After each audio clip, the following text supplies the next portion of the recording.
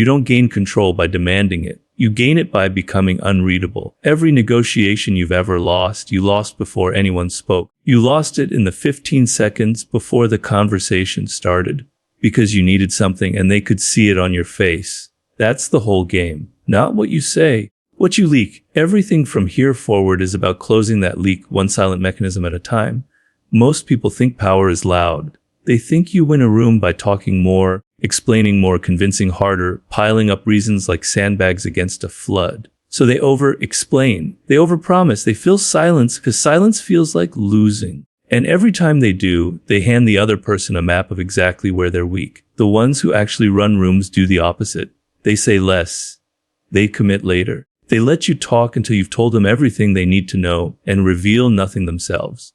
Here is the first law, and it is the foundation everything else is built on. Whoever needs the conversation to go a certain way has already lost it. This isn't a trick you learn. It's biology doing what biology has always done. For 100,000 years, revealing your intentions to a rival meant handing them the ability to counter you before you moved. Every tribal council, every ancient court, every hunting party operated on the same primitive math. Information is a weapon, and the first person to disarm is the first person to lose. Your nervous system still runs this code today. When you want something badly, your body broadcasts it faster. Speech, eager eyes, the small forward lean toward the thing you want.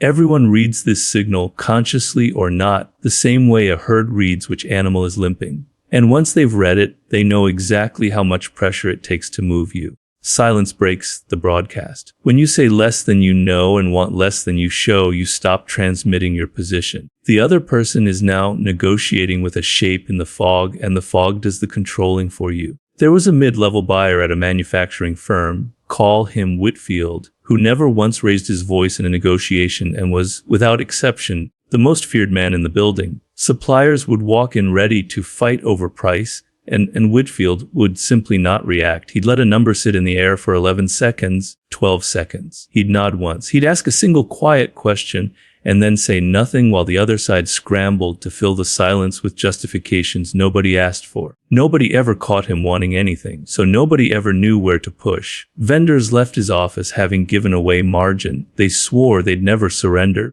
unable to explain afterward exactly how it happened. It wasn't charisma, it was absence, the absence of anything to grab onto. So stop narrating your position. Every time you explain why you want something, you hand over the lever someone else can pull.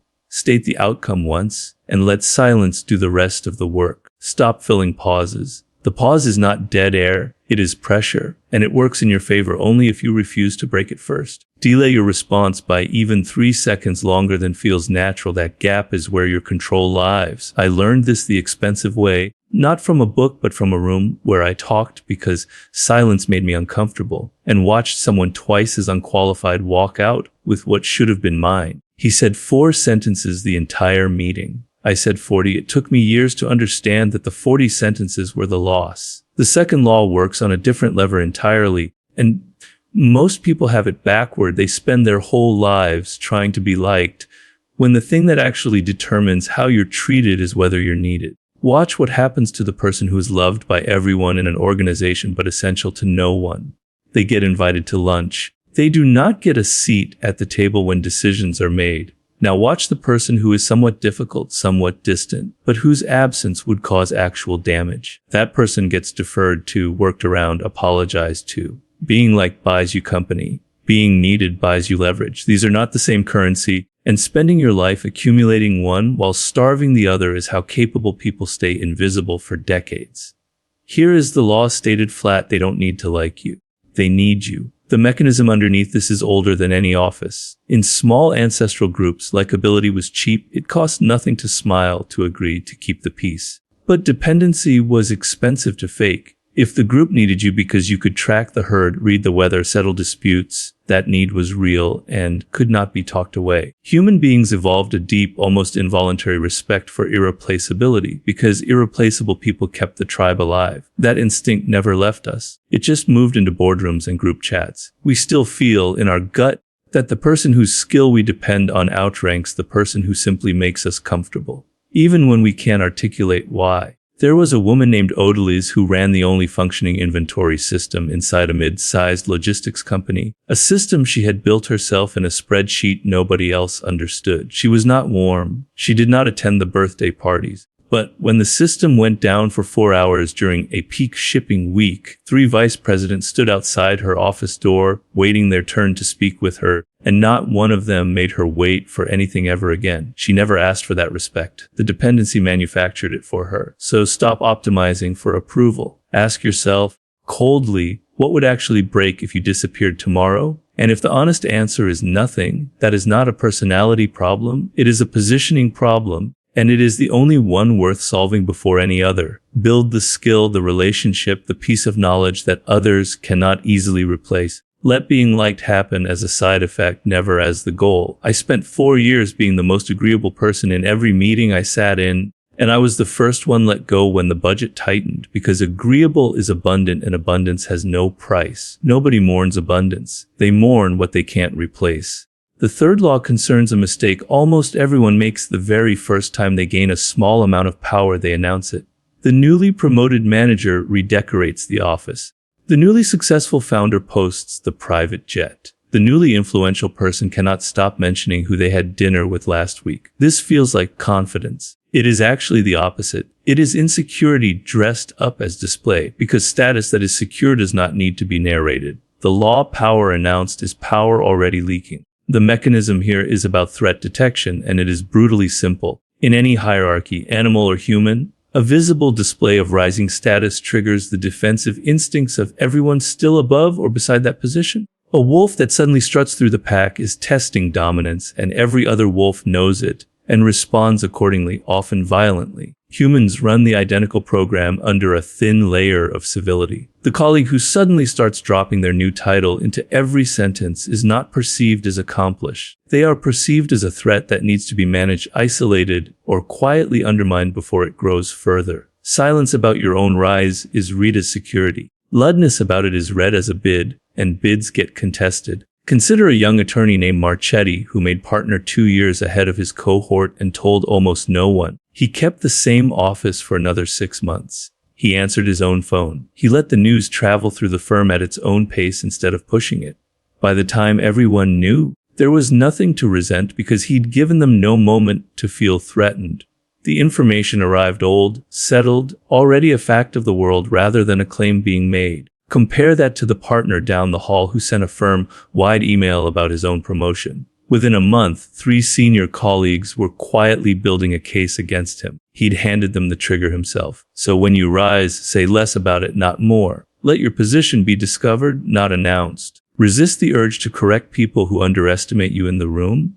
Let them find out the hard way, later, when it costs you nothing and them everything. I made this mistake exactly once, early, loudly, and spent the following year watching people I'd never wronged work quietly against a version of me they'd invented the moment I opened my mouth about it. Nobody forgives a herald of his own greatness. They wait for him to trip. The fourth law is about a tool almost nobody uses correctly because they're afraid of it: withholding approval. Most people are compulsive validators. Someone speaks and they nod, agree, affirm. Because withholding that small nod of approval feels rude, feels cold, feels like conflict. But approval given automatically is approval that means nothing. And people can feel the difference between earned agreement and reflexive agreement even if they can't name it. The law, the value of your approval is set entirely by how rarely you give it. The mechanism is a simple matter of supply. Anything freely available carries no weight, attention, praise, agreement, all of it obeys the same law as currency. When a person learns that your nod is not automatic, that your praise has to be earned rather than assumed, they begin to work for it. They begin, without realizing it, to shape their behavior around what earns your approval, because the human mind is wired to chase scarce resources, and status validation is one of the scarcest resources there is. Withhold it selectively and you become, without saying a word, the standard the room measures itself against. There was a creative director, Vasquez, who almost never said, "Good work." But when she did, her entire department knew it and repeated it to each other for a week. She hadn't manufactured this reputation. She'd simply never given the words away cheaply, And so when they arrived, they carried actual weight, the way a rare metal carries weight that an abundant one never will. Junior staff would rework a presentation 4 times, not out of fear, but out of a genuine hunger to hear those 2 words from her, specifically because they meant something coming from her and nothing coming from anyone else. So stop praising reflexively. Reserve your agreement for moments that have actually earned it, and let the silence in between do the teaching. This will feel withholding at first. It will feel almost unkind. It is neither. It is simply refusing to devalue the one currency that costs you nothing to spend and everything to spend carelessly. I gave my approval away for free for most of my early life, terrified that withholding it made me difficult, and I watched people take my agreement exactly as seriously as I'd priced it not at all. The 5th and final law is the one people resist hardest because it sounds cynical, and it is never let anyone see the full picture of what you want. We are taught from childhood that honesty means transparency, that a good person shows their whole hand. This is decent advice for a marriage. It is fatal advice for any room where interests compete, because a fully visible desire is a fully exploitable desire. The moment someone knows exactly what you want, they know exactly what to dangle, exactly what to threaten, exactly where the leash is. The law.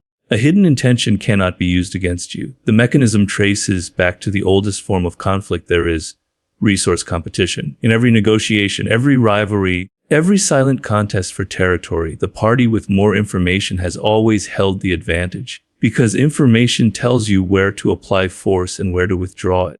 Revealing your full intention doesn't just cost you the element of surprise. It hands the other party a targeting system built specifically to defeat you. This is why the most capable operators in any field, business, politics, ordinary office life, keep at least one real motive quiet at all times, not out of malice, but out of the plain arithmetic of self-preservation. A man named Firo ran procurement for a regional hospital network and let it be known casually that he was indifferent to a particular vendor relationship everyone assumed he cared about deeply. He wasn't indifferent.